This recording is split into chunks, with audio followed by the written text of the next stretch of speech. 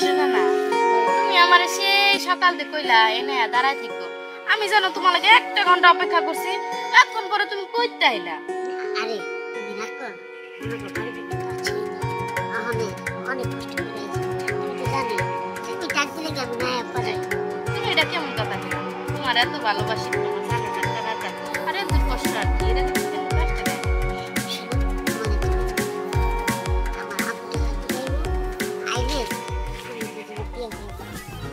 আমিও তাই ভাবতেছি। দেখ তুমি আমার মনের কথাটা বুঝতে পারছো।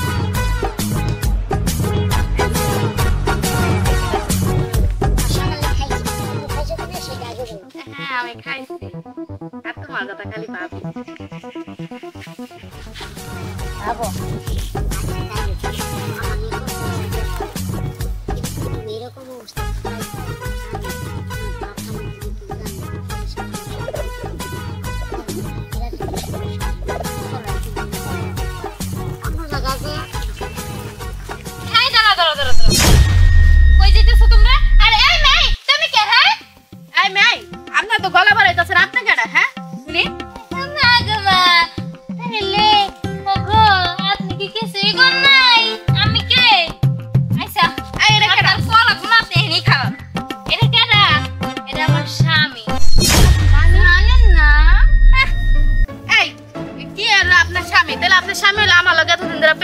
আমার বিয়ার স্বপ্ন দেখাইতাছে।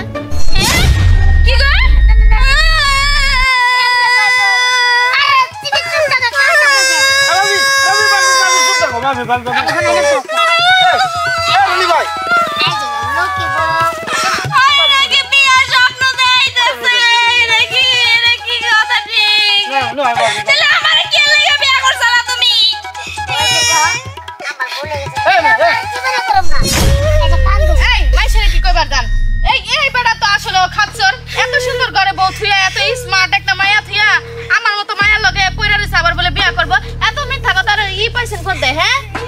আচ্ছা আমার ভুল হয়ে গেছে।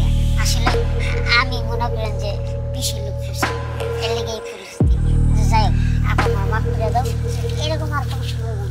আসলে আমার কোটা পাগলি তো আমার অনেক বেশি রনি ভাই, এত সুন্দর বউ দিয়ে তুমি বাইরে এসব করবে, তোমার লজ্জা লাগে না?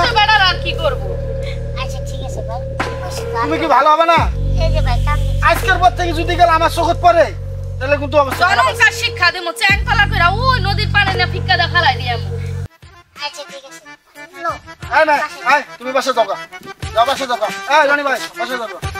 আমার এরকম কাজ করবে না, তুমি বলো আগে কথা দাও আমারে। এই যে কথা দাও, এই যে কাম দিছে যে তো বাবা